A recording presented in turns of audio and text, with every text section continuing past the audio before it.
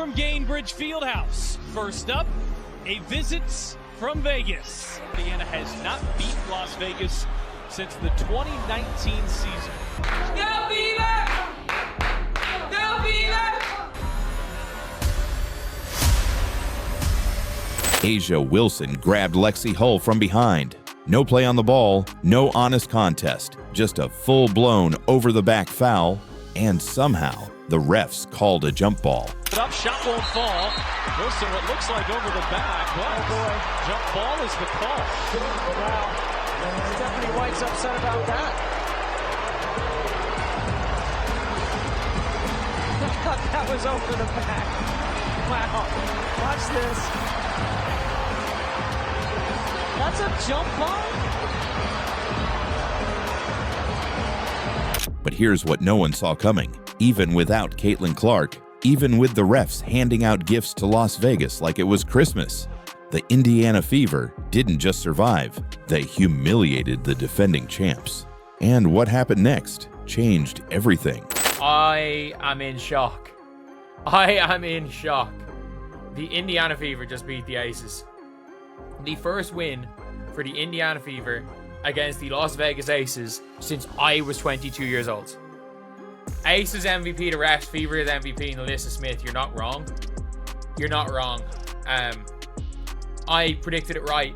I predicted the game right. Let's start with the headline. Fever 81, Aces 54, a 27-point beatdown without Caitlin Clark, without mercy.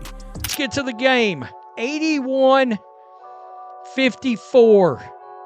It was a crushing. It was an absolute drubbing by the Indiana Fever. I mean, it was, they really put it on. Right here, you can see 24 points in the first half for the Aces. I mean, seriously, for the Aces. Points in the paint, 38-20. I mean, it was a dominant win by the Indiana Fever. Let's just get right here. I said you got to have two of the big three, and we got that. Kelsey Mitchell, an absolute beast. This wasn't just a regular season win. This was Indiana's first victory over the Aces in 16 games. They hadn't beaten them in years. The Aces swept them last season. They were undefeated in this matchup until now. This was a big win for the Fever because the Aces were the only team that they had not won at least one game to last season, meaning the Aces swept the Fever last season. They actually haven't won a game against the Aces in 16 games. And they did it without Caitlin Clark. This team is crazy. They are beating the #1 team in the league first. And then they go and beat the Aces, who they haven't won to in 16 games. And they did it without Caitlin Clark, which is just a testament to how this team is finally developing a rhythm. And the Fever didn't just sneak by. They dismantled the WNBA's supposed dynasty. Rewind to the third quarter.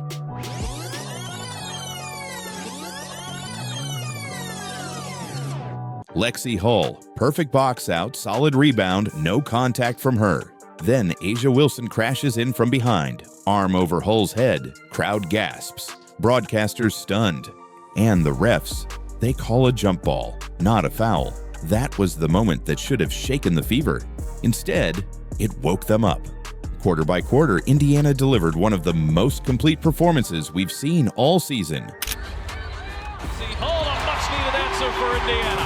After the miss, Hull on the floor again, finds Mitchell, right corner for three. Good! Mitchell the other way for two. 57-38 Fever with 3:35 left in the third quarter. First quarter, Indiana jumps out 6-0, leads 21-14. Second quarter, Fever shoots 81% from the field. Aces collapse. 15 of the 22 belong to A'ja Wilson. Oh my goodness, come on! That's ridiculous! Look at this pass. Dropping dimes. No help from the weak side. Literally getting whatever they want right now.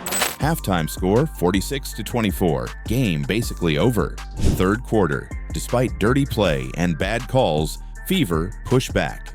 Sophie Cunningham and Kelsey Mitchell keep it rolling. Look at the pressure in the backcourt. They get it into Evans. You don't often see that by a team up by 18, and it pays off.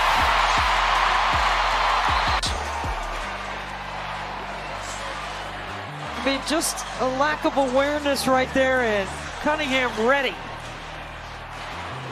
How's this for keeping the gas pedal down? You're up by 18. Fourth quarter, the Aces scored just 7 points. That's not just bad, that's embarrassing.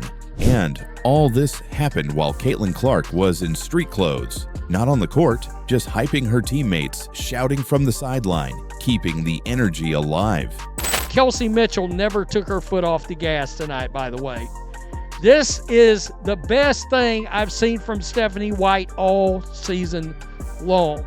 Right here, she was aggravated by the refs already, and in the fourth quarter, 5:35 left, Stephanie White lost her shit on the sideline. She lost her shit. And let me just play this right here. Roll it. Lost that lead late. And she's gonna. You see her just losing it up here, losing it. And she got teed up right there. And Caitlin Clark loved it. Loved it. That is the best thing I've seen from Stephanie White all year. This was her best coach game, I believe. Meanwhile, on the Aces side, Asia Wilson had 29 points. Sounds great, right? Until you realize that no other teammate scored more than 6. Chelsea Gray, 2 points, 5 turnovers. Supposed to be a vet leader, looked lost. The rest of the Aces, 7 of 43 from the field, just 16% shooting without Wilson.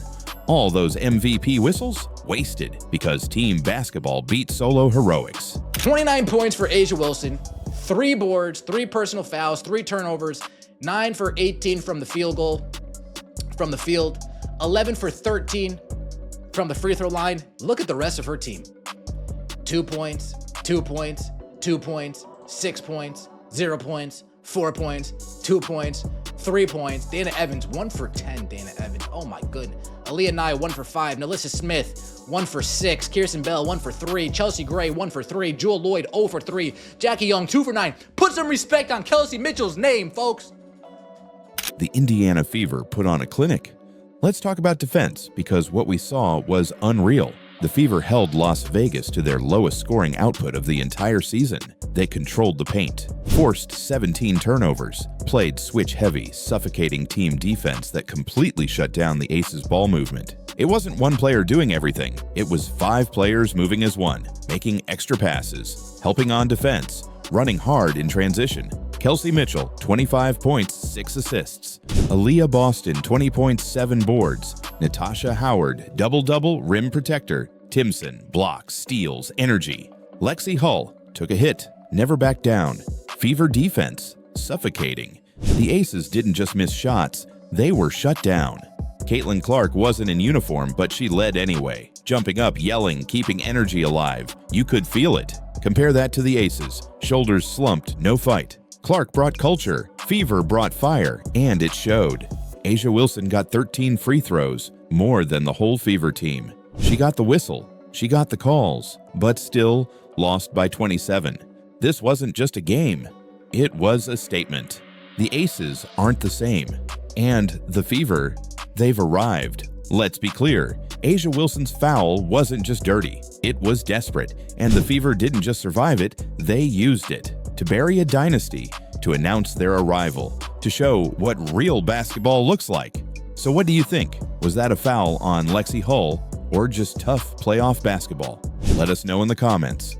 And if you're riding with the Fever, smash that like button, hit subscribe, and get ready. Because this new era, it just started.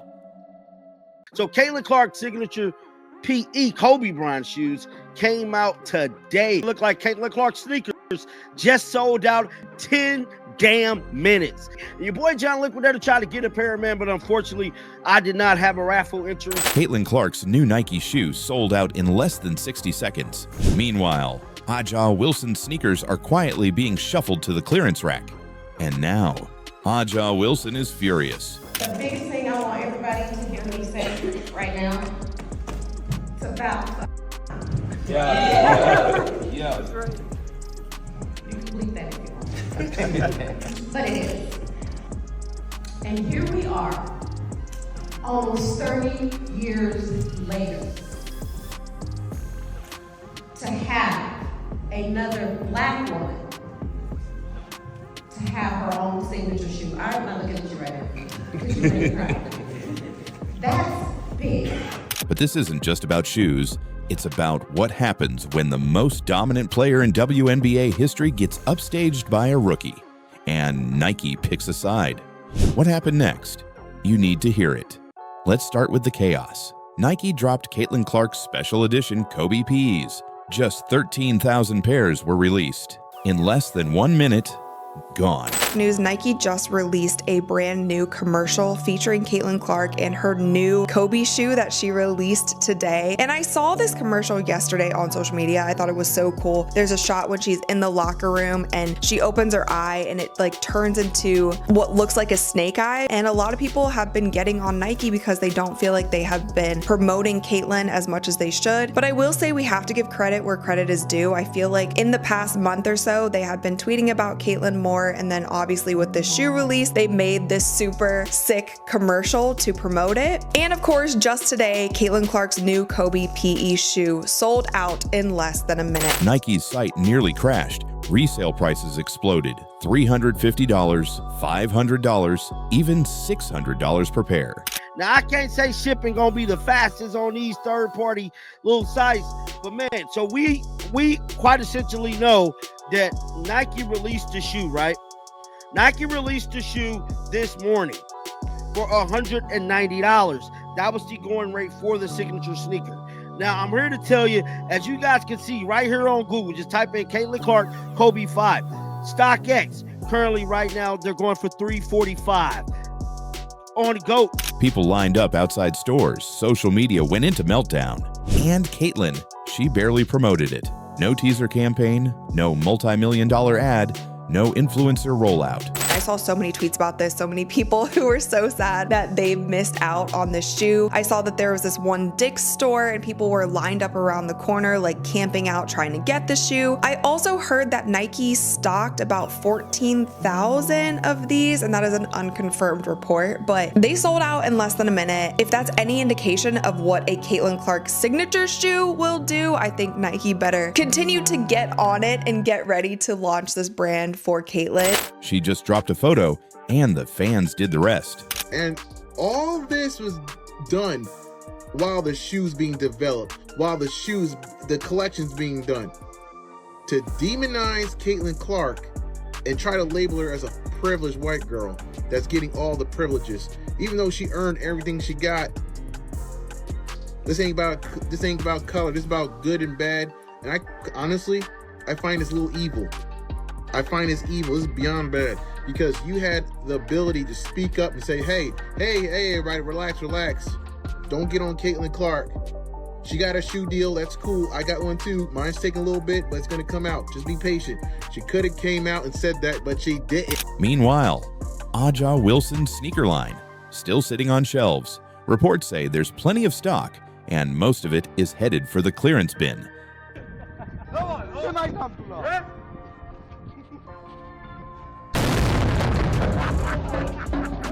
And now, Aja is livid.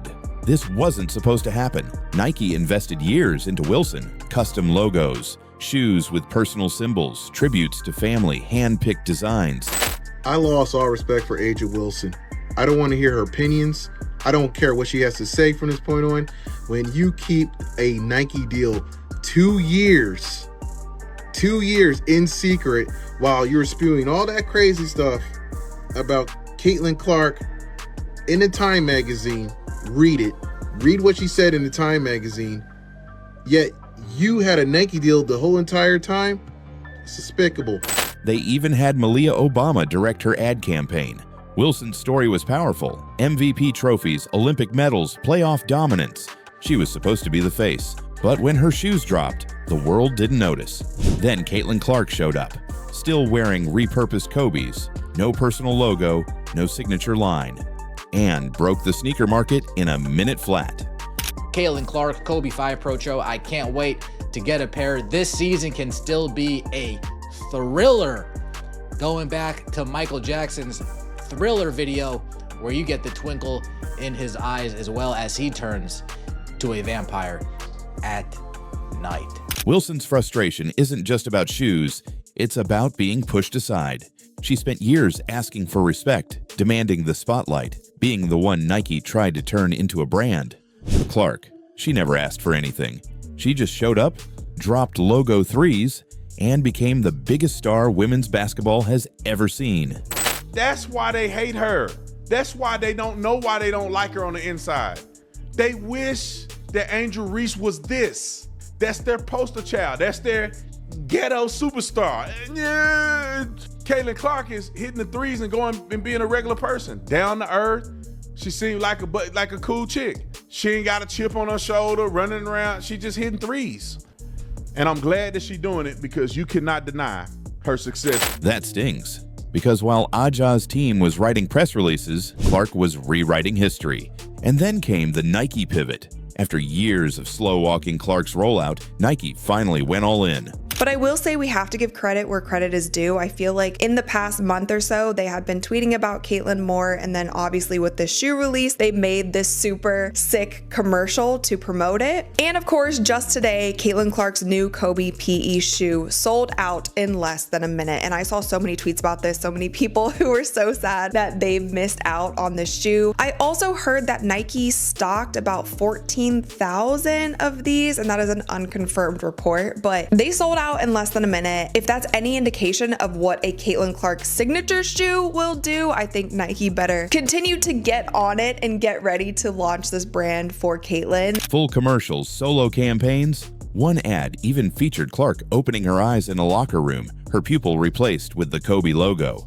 Former Nike execs even blasted the company publicly, saying they nearly fumbled the golden goose. And I saw this commercial yesterday on social media. I thought it was so cool. There's a shot when she's in the locker room and she opens her eye and it like turns into what looks like a snake eye, but when you zoom in, it's actually the Kobe logo in her eye. And as you know, Kobe's nickname was the Black Mamba. And they did. Because while they were propping up Wilson, Caitlin Clark was quietly becoming the female Michael Jordan. She didn't need PR teams or stylists. She needed a ball, a court, and a pair of sneakers. The result? The biggest sellout Nike's seen in women's sports. And Aja Wilson, watching from the sidelines. The numbers tell the story. Caitlin Clark generated over $80 million in economic impact just for the state of Iowa. Her games routinely top 1 million viewers. Her merchandise sells out in hours. Stock price since 2021, it is down nearly 60%.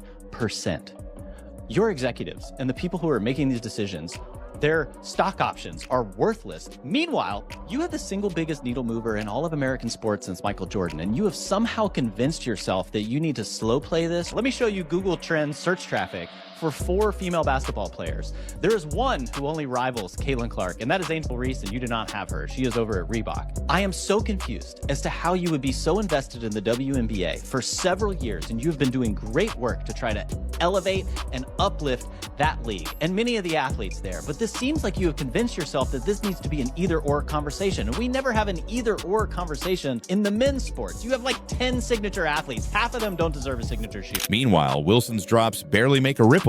Even with every tool in the box, her brand struggles to break through.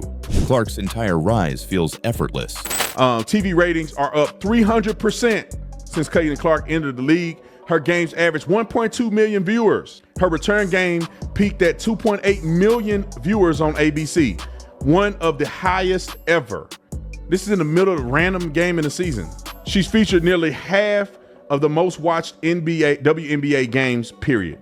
And I would argue that she brought a lot of attention to the league in and of itself, not just her. Clark is responsible for 26% of all WNBA economic activity. She's expected to help drive $875 million to $1 billion in 2025 revenue. The Fever's franchise value jumped from $900 million to $340 million. Oh my God, they need to pay this girl. Forget that little salary they paying her. She need to get NBA money. Wilson's feels manufactured. That's the difference. Clark didn't campaign to be the face of women's basketball. She became it. And here's the real kicker. Nike's entire brand strategy just flipped. They realized something every fan already knew. You can't manufacture charisma. Wilson campaigned for it. Clark earned it. One tried to be a brand, the other became a movement. So yes, Aja Wilson is snapping, because the spotlight she waited years for just got handed to someone else, without the speeches, the politics, or the media push. And whether you like it or not, the fans have chosen. Clark's sold-out sneakers weren't just a fashion drop. They were a message. She's the future, not because of hype, because of impact. She puts up numbers, she breaks records, she sells out arenas and sneakers. And the world is watching. Aja Wilson may have Nike commercials, MVP awards, and years of dominance. But Caitlin Clark has what the world really wants: authenticity, hype, and the power to move an entire culture with a single tweet. So what do you think? Is Aja Wilson being disrespected, or did Nike finally get it right? Drop a comment with Baby Goat if you're Team Caitlin. Hit that like button, subscribe, and turn on notifications, because this battle is just getting started.